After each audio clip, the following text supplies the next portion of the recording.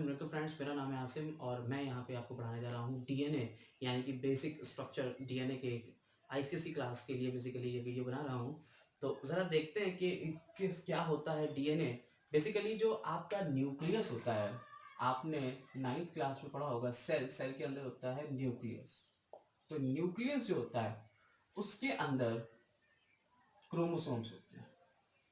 Nucleus के अंदर आपने सुना होगा क्रोमोसोम्स होते हैं। ह्यूमंस के अंदर कितने क्रोमोसोम होते हैं? 23 पेयर्स। ह्यूमंस में 23 पेयर्स क्रोमोसोम होते हैं। तो इस न्यूक्लियस के अंदर क्रोमोसोम्स हैं। इन क्रोमोसोम को हम ऐसे नहीं देख सकते जब तक सेल डिवाइड नहीं करती है। तो याद रखिएगा, न्यूक्लियस के अंदर जो क्रोमोसोम हैं, उन क्रोमोसोम्स को हम ऐसे नहीं देख सकते।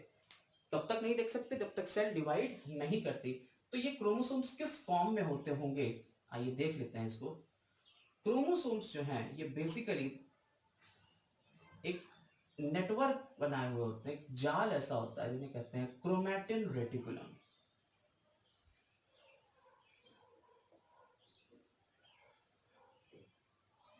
Chromatin reticulum. हम यहाँ पे क्रोमैटिन रेटिकुलम को फोकस करने नहीं आए हैं, हमें डीएनए पढ़ना है। तो ये डीएनए इसके अंदर होता है, बेसिकली यही क्रोमोसोम बनाता है। और एक क्रोमोसोम के अंदर मेनली प्रोटीन्स और डीएनए होता है। क्लियर? ये जो प्रोटीन्स हैं ये हिस्टोन और नॉन हिस्टोन टाइप के होते हैं। हिस्टोन और नॉन हिस्टोन टाइप प्रोटीन होते हैं और इनसे मिलके डीएनए बनता है। तो जो हिस्टोन प्रोटीन है उनका ऑक्टामर होता है H2A, H2B, H3 type, H2A, H2B, H3 और H4 टाइप के हिस्टोन प्रोटीन है। और हर किसी के दो दो मॉलिक्यूल होंगे और इसके ऊपर जो चार्ज होता है, प्रोटीन के ऊपर जो चार्ज होता है वो पॉजिटिव चार्ज होता है, डीएनए के ऊपर जो चार्ज होता है वो नेगेटिव चार्ज होता है। तो ये डीएनए इसके ऊपर रैप कर जाता है और दो टर्म से कुछ कम यानी 1.75 टर्म लेता है। तो इस स्ट्रक्चर को कहते हैं न्यूक्लियोसोम। न्यूक्लियोसोम कहते हैं। तो न्यूक्लियोसोम में आपका डीएनए हो गया, हिस्टोन प्रोटीन्स हो गया। क्लियर है? और ये न्यूक्लियोसोम ऐसे ही बहुत ढेर सारे न्यूक्लियोसोम्स होते हैं। जैसे अब डीएनए इतना बड़ा है, अब कैसे पता चला कि इसके अंदर डीएनए कितना बड़ा होता है? तो ये डीएनए को साइंटिस्ट ने जब एक्सट्रैक्ट किया और पता करा तो डीएनए निकला 2.2 मीटर लॉन्ग, लगभग 2.2 मीटर लंबा होता है डीएनए एक सेल के अंदर। तो अब एक सेल तो बहुत छोटी होती है माइक्रोमीटर में, और ये भाई साहब हैं इतने लंबे। तो किस तरीके से डीएनए इसके अंदर पैक करता होगा, पैकेजिंग कैसे होती है, उस पैकेजिंग को यहाँ पे हम थोड़ा सा बताने जा रहे हैं कि जो क्रोमोसोम बेसिकली बनते हैं क्रोमैटिन रेटिकुलम की और कंडेंस फॉर्म होती है। तो जैसे आपने पतंग में उड़ाई होगी, तो पतंग में जो धागे को लपेटते हैं, जो थ्रेड होता है उसको लपेटते हैं किसी एक चीज के ऊपर, उसे चरखी बोलते हैं नॉर्मल लैंग्वेज में। तो जो चरखी के ऊपर हम डोर लपेट रहे हैं और पतंग जब उड़ा रहे हैं तो बहुत लंबी जा रही है, तो हम जब इसको रैप कर लेते हैं तो ज्यादा से ज्यादा चीज को हम रैप करके कम एरिया में ला सकते हैं। ये कॉन्सेप्ट हमने यहाँ पे देखा था और इसी को हम लोगों ने आगे अप्लाई कर लिया। तो ये डीएनए भी ऐसे ही हिस्टोन प्रोटीन के ऊपर रैप करता रहता है, रैप करता रहता है और रैप करते करते करते करते बहुत ही कंडेंस स्ट्रक्चर बनाता है जिसे हम क्रोमोसोम कहते हैं। क्रोमोसोम के स्ट्रक्चर अगर देखिए तो आपने क्रोमोसोम कई तरीके के स्ट्रक्चर सुने होंगे। बेसिकली क्रोमोसोम जो होता है, जैसे हम लोग पढ़ते हैं 10th क्लास तक, वो कुछ इस तरीके से होता है। इसमें सबसे बीच में ये यहाँ पे दो क्रोमोसोम्स के दो पार्ट हैं जिन्हें सिस्टर क्रोमैटिड्स कहते हैं। Sister chromatids. और ये जो सिस्टर क्रोमैटिड्स हैं ये एक दूसरे से एक पॉइंट पे लिंक होते हैं जिसे सेंट्रोमियर कहते हैं। ये सेंट्रोमियर के ऊपर अटैच रहते हैं और सेंट्रोमियर के पास में ही एक यहाँ पे प्रोटीन होता है जिसे काइनेटोकोर कहते हैं। तो काइनेटोकोर ये एक प्रोटीन है, इसका ज्यादा डिस्कशन करते नहीं कि काइनेटोकोर और सेंट्रोमियर क्योंकि एक ही पार्ट पे पास होते हैं तो इसलिए ज्यादा उसको डिवाइड नहीं करते। सेंट्रोमियर के बेसिस के ऊपर क्रोमोसोम्स कई टाइप के हो सकते हैं। सेंट्रोमियर ऊपर हो सकता है तो एक्रोसेंट्रिक, फिर बीच में हो सकता है तो मेटासेंट्रिक, और अगर सबसे टर्मिनल से थोड़ा सा नीचे होगा तो सब मेटासेंट्रिक, तो इस तरीके से, और अगर सेंट्रोमियर है ही नहीं तो ए सेंट्रिक, इस तरीके से कई शेप होते हैं जिसको हम आगे डिस्कशन कर लेंगे। बात करते हैं हम लोग डीएनए की, चूंकि बात कर रहे हैं तो यहाँ पे डीएनए को ही उठाते हैं। तो इसके अंदर हमारी जो इंफॉर्मेशन है, हमारी जितनी भी इंफॉर्मेशन है, हेरिडिटरी मटेरियल्स हैं, लाइक अगर आपने कहा हो कि हमारे पिताजी से हमारी चीजें मिलती हैं, यानी कि या माता जी से हमारी चीजें मिल रही हैं, यानी मदर और फादर से जो कैरेक्टर्स मिल रहे हैं वो हेरिडिटरी कैरेक्टर्स होते हैं जो फादर मदर से हमारे अंदर तक आते हैं। तो जो हमारे अंदर तक ये हेरिडिटरी कैरेक्टर्स आ रहे हैं, इनको किस तरीके से लाया जाता है, वो ही है हमारा क्रोमोसोम जो इन कैरेक्टर्स को लेके आता है। तो क्रोमोसोम के अंदर एक छोटा सा डीएनए का सेगमेंट होता है जिसके अंदर इंफॉर्मेशन होती है जिसे हम जीन बोलते हैं। तो एक डीएनए से आरएनए बनता है और आरएनए से वो प्रोटीन बनता है और प्रोटीन ही हमारी इंफॉर्मेशन को बेसिकली एक्सप्रेस करता है। तो हम लोग डीएनए आरएनए को कंबाइंडली कहते हैं न्यूक्लिक एसिड। क्या कहते हैं? न्यूक्लियस के अंदर मिल रहे हैं, न्यूक्लिक एसिड कहते हैं डीएनए और आरएनए को कंबाइंडली। हम यहाँ पे दोनों को एक साथ ही पढ़ लेते हैं, बस फर्क इसमें थोड़ा थोड़ा होता है, उसको हम अभी डिस्कस कर लेते हैं। तो न्यूक्लिक एसिड के बारे में पढ़ने जा रहे हैं। इतनी चीजें समझ में आ गई होगी कि किस तरीके से पैकेजिंग हो रही है और क्या क्या चीजें हैं। बेसिकली हम लोग डीएनए के ऊपर फोकस कर रहे हैं यहाँ पे। तो न्यूक्लिक एसिड यानी डीएनए और आरएनए के ऊपर फोकस करेंगे। कैसे बना होता है डीएनए और आरएनए, इनकी पहले तो फुल फॉर्म जान लेते हैं। Deoxyribonucleic acid and ribonucleic acid. Basically ये है क्या? These are the polymer of nucleotide. ठीक है, तो न्यूक्लियोटाइड्स के ये पॉलीमर हैं। एक न्यूक्लियोटाइड जो होता है वो खुद में मिलके बना होता है न्यूक्लियोसाइड और फॉस्फोरिक एसिड का, जिन्हें जनरली फॉस्फेट बोल रहे हैं। तो न्यूक्लियोसाइड क्या होता है? न्यूक्लियोसाइड भी मिलके बना होता है दो चीजों से, नाइट्रोजनस बेस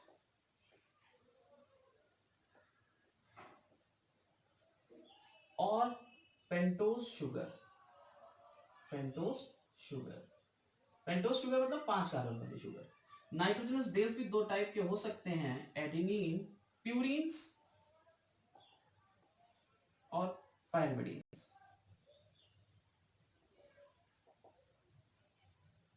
प्यूरिन्स जो होते हैं वो भी दो टाइप के हो सकते हैं, एडेनिन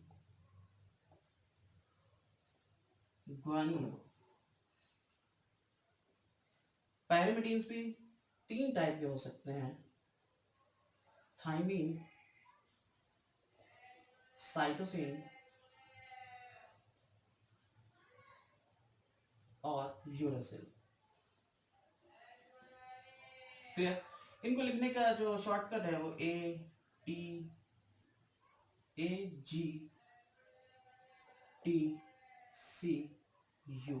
है। पेंटोज शुगर 5 कार्बन की शुगर होती है। दो टाइप की शुगर हो सकती है, एक तो राइबोज टाइप हो सकती है और दूसरी होती है डीऑक्सीराइबोज। अगर राइबोज टाइप शुगर होगी तो उसका स्ट्रक्चर कुछ इस तरीके से, 5 कार्बन देखिए आपको दिख रहे हैं, 1 2 3 4 और 1 5। देखिए 1 2 3 4 5, 1 2 3 4 एंड 5। ठीक है, यहां के ऊपर एक OH ग्रुप लगा होता है। अगर यहां यही बात अगर इसके लिए कही जाए तो यहां पे O ना होके यहां H होता है, इसीलिए इसको कहते हैं डीऑक्सी, यानी सेकेंड नंबर पे ऑक्सीजन एब्सेंट होती है, इसीलिए डीऑक्सीराइबोज शुगर होती है। क्लियर है? समझ में आ गई बात? तो एक डीएनए बनाने के लिए हमारे पास फॉस्फेट यानी फॉस्फोरिक एसिड P और ये इस तरीके से O ये इस तरीके से लगे होते हैं, OH होता है और यहाँ पे O लगाते हैं, H हटा हुआ होता है क्योंकि वो हाइड्रोजन से यहाँ जुड़ जाएगा आगे, आप देखेंगे स्ट्रक्चर में। तो फिलहाल उसको फास्फोरिक एसिड लिख लेते हैं। हम एक जनरल बात कर रहे हैं, एक न्यूक्लियोटाइड कैसे बनता होगा। तो एक न्यूक्लियोटाइड में एक नाइट्रोजनस बेस, एक पेंटोज शुगर और एक फॉस्फोरिक एसिड होता है। तो यहाँ पे एक पेंटोज शुगर बना लेते हैं, एक नाइट्रोजनस बेस लगा लेते हैं और एक फॉस्फोरिक एसिड लगा लेते हैं। क्लियर? ये एक न्यूक्लियोटाइड तैयार है हमारा। अब डीएनए हम लोगों ने देखा है, जो स्ट्रक्चर देखा है वो कुछ इस तरीके से होता है डीएनए का स्ट्रक्चर, ठीक है, और ये एक दूसरे से जुड़े रहते हैं। क्लियर? तो ये दो, अगर इसको हम ट्विस्ट को खोलें तो ये लैडर लाइक स्ट्रक्चर मिलता है, यानी इसमें एक ये आर्म है, एक ये आर्म है, और ये बीच वाली शॉर्ट आर्म, दो लॉन्ग आर्म एक शॉर्ट आर्म होती है। तो ये लॉन्ग आर्म शॉर्ट आर्म बनती कैसे होंगी, ये न्यूक्लियोटाइड किस तरीके से अरेंज होते होंगे कि ये लॉन्ग आर्म शॉर्ट आर्म बना दें? तो एक न्यूक्लियोटाइड तो ये हो गया, इसमें 5 नंबर पे ये पेंटोस जुड़ा हुआ है, और जब एक आर्म बनाना होती है तो इससे नीचे की तरफ हमें जोड़ना पड़ेगा, एक और न्यूक्लियोटाइड बना लेते हैं।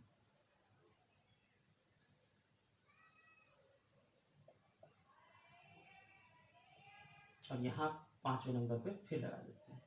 अब ये दोनों जब जुड़ेंगे तब पॉलीमराइजेशन रिएक्शन होती है। पॉलीमराइजेशन मतलब एक छोटे छोटे मोनोमर्स जुड़ जुड़ के एक लंबी चेन बना देता है। यहाँ पे जो OH है उससे जुड़ जाएगा ये, तो ये 3 नंबर का कार्बन है, ये 5 नंबर का, तो इधर 5 नंबर का कार्बन खाली है, इसके नीचे 3 नंबर का कार्बन खाली है, ऐसे ही जुड़ते चले जाएंगे आगे की तरफ। इस चार्ट को अगर आपने बना लिया हो तो हम इसे हटा दें, बना लीजिए जल्दी से चार्ट।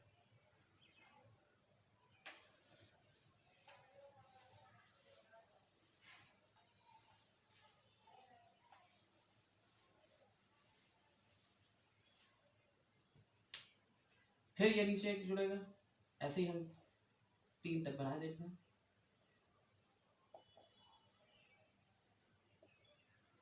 फिर ये तीसरे नंबर वाले जुड़ जाएगा, फिर यहाँ 3 नंबर वाला खाली रह जाएगा, तो यहाँ 3 नंबर वाला खाली जा रहा है, यहाँ 5 नंबर वाला खाली जा रहा है, यानी एक आर्म तो देखिए अब तैयार हो रही है।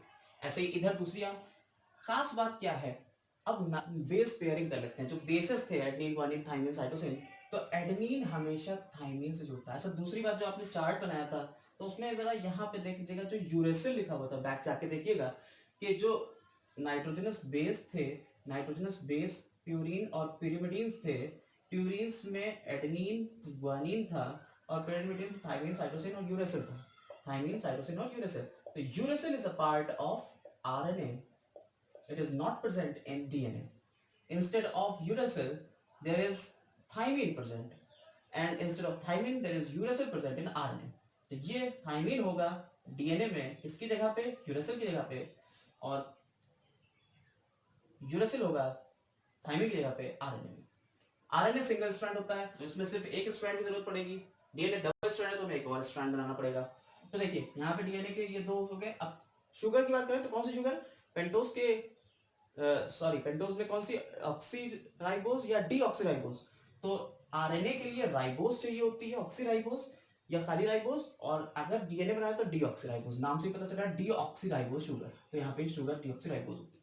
तो एडेनिन हमेशा थाइमिन के साथ में बॉन्ड बनाता है और डबल बॉन्ड के थ्रू लिंकअप होता है, और ग्वानिन हमेशा साइटोसिन के साथ में ट्रिपल बॉन्ड के थ्रू लिंकअप होता है। ये बॉन्ड्स जो है ये हाइड्रोजन बॉन्ड्स कहलाते हैं।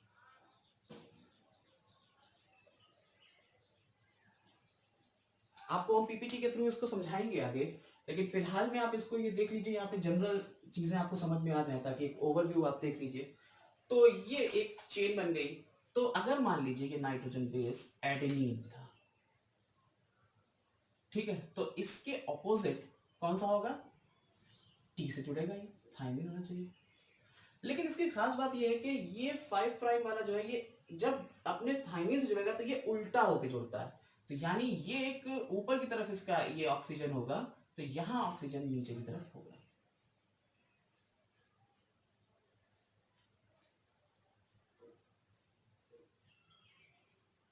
ये इसका फर्स्ट कार्बन हो गया, सेकंड, थर्ड, फोर्थ, और ये वाला हो गया फिफ्थ, जिससे जुड़ा हुआ है फर्स्ट, सेकंड, थर्ड, फोर्थ, और ये फिफ्थ कार्बन।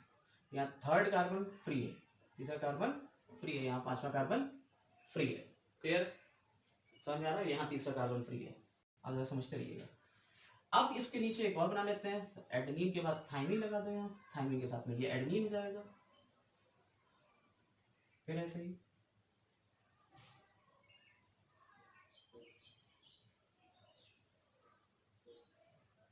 अब यहाँ जो तीसरा नंबर का है ये इससे फॉस्फेट से जुड़ता है, यहाँ पे फिर फॉस्फेट खाली है, ठीक है। यहाँ ग्वानिन लगा देते हैं, ग्वानिन हमेशा साइटोसिन के साथ में जुड़ेगा, साइटोसिन लगा दो।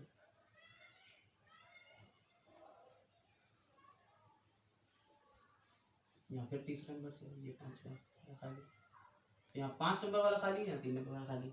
तो एंटी पैरेललिटी आप देख सकते हैं कि इधर 5 से 3 की तरफ चल रहा है, 5 प्राइम टू 3 प्राइम चल रहा है, और यहाँ 5 से 3 की तरफ चल रहा है, 5 प्राइम टू 3 प्राइम चल रहा है। देखिए ये एंड 5 प्राइम कहलाता है, और ये वाला जो खाली एरिया से 3 प्राइम कहते हैं। ये दो एंड्स आपको दिख रहे हैं, क्लियर।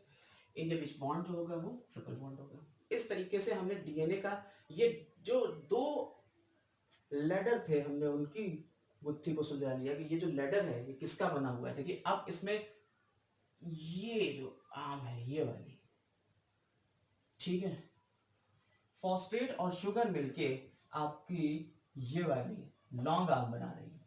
तो लॉन्ग आर्म किसकी बनी हुई है? फॉस्फेट और शुगर की, ठीक है, ये लॉन्ग आर्म है। और शॉर्ट आर्म किसकी बनी हुई है? हाइड्रोजन बॉन्डिंग की। और किनके बीच हाइड्रोजन बॉन्डिंग हो रही है? नाइट्रोजनस बेसिस के बीच में। क्लियर हो रहा है? तो इस तरीके से हमने डीएनए का बात करी। अब डीएनए का एक स्ट्रक्चर जो आपको बुक्स में दिखता है वो ये दिख रहा है, ठीक। तो इसमें ये वाला जो ग्रुव होता है इसे कहते हैं मेजर ग्रुव, और ये वाला जो ग्रुव है इसे कहते हैं माइनर ग्रुव। और ये जो हेलिक्स है, एक हेलिक्स जो टर्न होता है, एक हेलिक्स में कितने नाइट्रोजनस बेस हो सकते हैं? तो टोटल 10 नाइट्रोजनस बेस होते हैं एक हेलिक्स में, 10 नाइट्रोजनस बेस पर टर्न।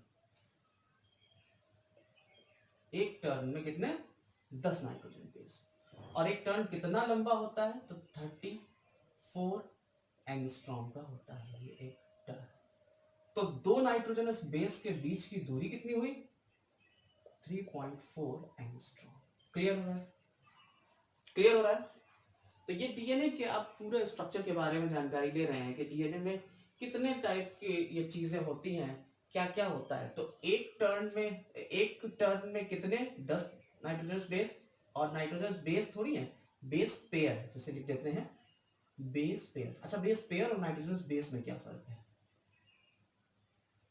देखिए बेस पेयर में 2 पेयर आते हैं, और नाइट्रोजनस बेस में एक ही बेस होगा, सिर्फ एक। क्लियर? अब बॉन्डिंग जरा इसकी भी समझ लेते हैं कि भाई हमने ये तो बता दिया कि ये तो हाइड्रोजन बॉन्ड है, तो ये वाला बॉन्ड कौन सा है? ये वाला बॉन्ड है ग्लाइकोसिडिक बॉन्ड। क्लियर? तो नाइट्रोजन बेस और शुगर के बीच में ग्लाइकोसिडिक बॉन्ड। अब जरा देखिएगा, ये शुगर है, फिर से हम एक बार बना रहे हैं, ये फॉस्फेट है, ये नाइट्रोजन बेस है, यानी एक न्यूक्लियोटाइड की बात हो रही है। अगर एक न्यूक्लियोटाइड की बात होगी तो यहां पे कितने बॉन्ड्स होंगे? तो एक तो बॉन्ड आपको मिल गया ग्लाइकोसिडिक बॉन्ड,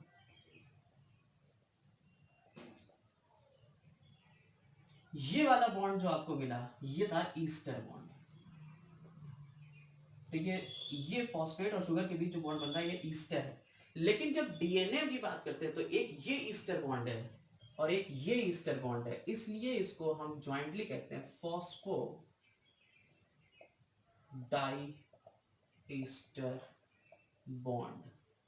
जरा यहां पे ही बस गौर करिएगा कि जो बॉन्डिंग्स हैं, ये बॉन्डिंग के ऊपर क्वेश्चन आ जाता है। तो इन दोनों के बीच में जब डीएनए की बात करेंगे, डीएनए में दो नाइट्रोजनस बेस के बीच में जो बॉन्ड होता है वो फॉस्फोडाइएस्टर बॉन्ड होता है, और एक न्यूक्लियोटाइड में एक ईस्टर बॉन्ड होता है। क्लियर हो गया?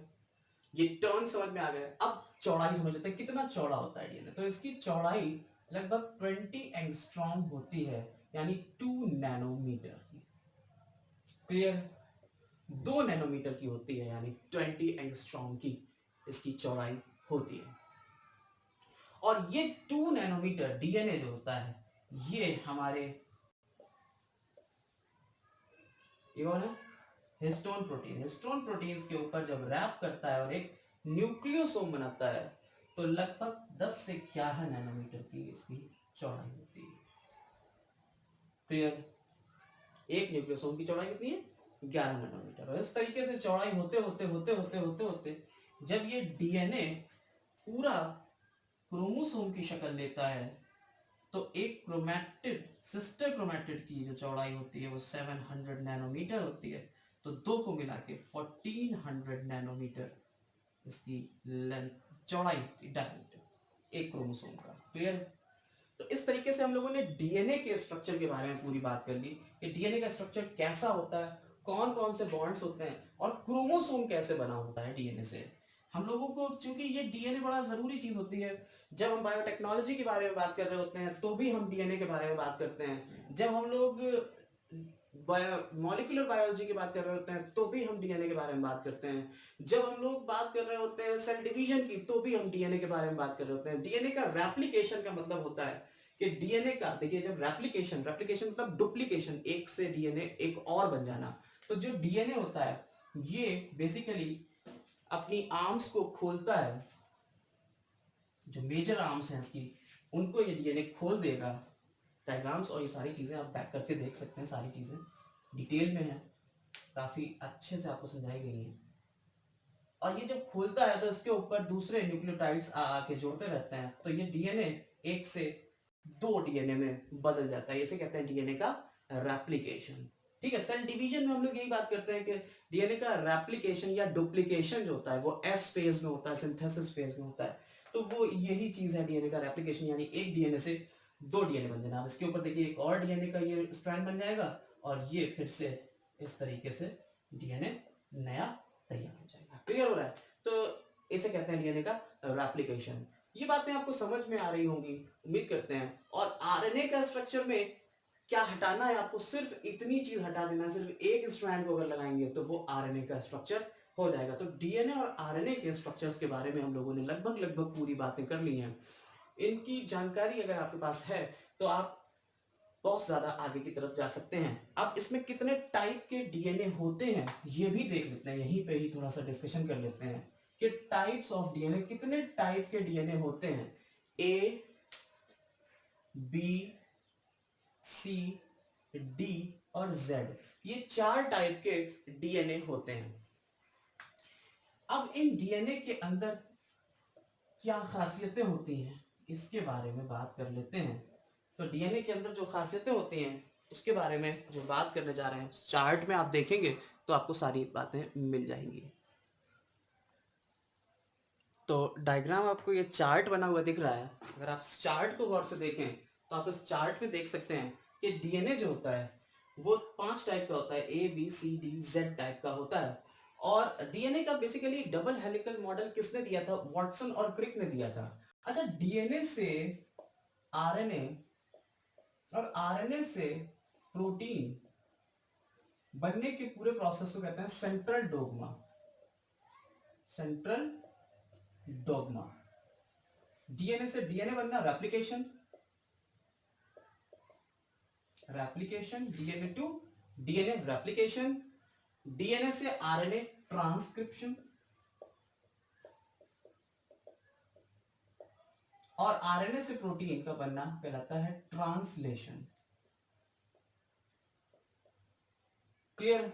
और ये पूरी इंफॉर्मेशन कहलाती है सेंट्रल डोग्मा। ये एक साइंटिस्ट थे क्रिक, इन भाई साहब ने इस टर्म को दिया और सीबीएसई 2013 में पूछ लिया गया कि साहब ये सेंट्रल डोग्मा किसने दिया था और क्या होता है। ठीक है, तो ये इंफॉर्मेशन कहलाती है सेंट्रल डोग्मा और क्रिक ने ये दिया था। और ये होता क्या है? डीएनए से आरएनए, आरएनए से प्रोटीन बनना एक लीनियर इंफॉर्मेशन है। हालांकि आप देखेंगे कि कोरोना वायरस जो है उसमें आरएनए का प्रोटीन, आरएनए होता है उसमें जेनेटिक मटेरियल, और ये आरएनए से वापस डीएनए बन रहा है, उसे कहते हैं रिवर्स ट्रांसक्रिप्शन। लेकिन यहां पे हम लोग सिर्फ यही बात करते हैं सेंट्रल डोग्मा की अगर बात करते हैं तो। बेस पेयर्स की बात कर लीजिए पर turn A B C D, तो जो वॉटसन और क्रिक ने डबल हेलिकल मॉडल दिया था वो हमारा अभी जो पीछे पढ़ के आए, बेस पेयर पर टर्न हम लोगों ने बात करी थी, 10 बेस पेयर पर टर्न होते हैं। तो ये बी टाइप के डीएनए को हम लोग पढ़ के आए हैं। तो ये जो डीएनए था जिसमें 10 बेस पेयर पर टर्न थे, हम लोगों ने बात करी थी, तो वो बी डीएनए था। इनकी क्वाइलिंग्स की बात करें तो किस तरीके से राइट हैंडेड क्वाइलिंग होती है या लेफ्ट हैंडेड? तो जेड डीएनए में 12 बेस पेयर पर टर्न होते हैं और ये लेफ्ट हैंडेड क्वाइलिंग होती है, और बाकी सभी के सभी डीएनए राइट हैंडेड क्वाइलिंग वाले होते हैं। A B C D Z में आपको ये 11, इसको याद करने का तरीका 12 इसके बाद बैक मारेंगे 11, 10, 9, 8 इस तरीके से बेस पेयर पर टर्न होते हैं। तो आपने डीएनए की और आरएनए की लगभग लगभग पूरी जानकारी ले ली है। 5 प्राइम 3 प्राइम एंड क्या होते हैं और कैसे ये बना होता है, पूरा न्यूक्लिक एसिड के बारे में हम लोगों ने डिस्कशन किया यहाँ पे। उम्मीद करते हैं आपको ये सारी चीज़ें समझ में आ रही होंगी। तो अगर समझ में आ रही है तो चैनल को बताइए आपको क्या करना है, सब्सक्राइब करना है, वीडियो को लाइक करना है और शेयर करना है अपने सभी लोगों के साथ में, ताकि ये इन्फॉर्मेशन ज़्यादा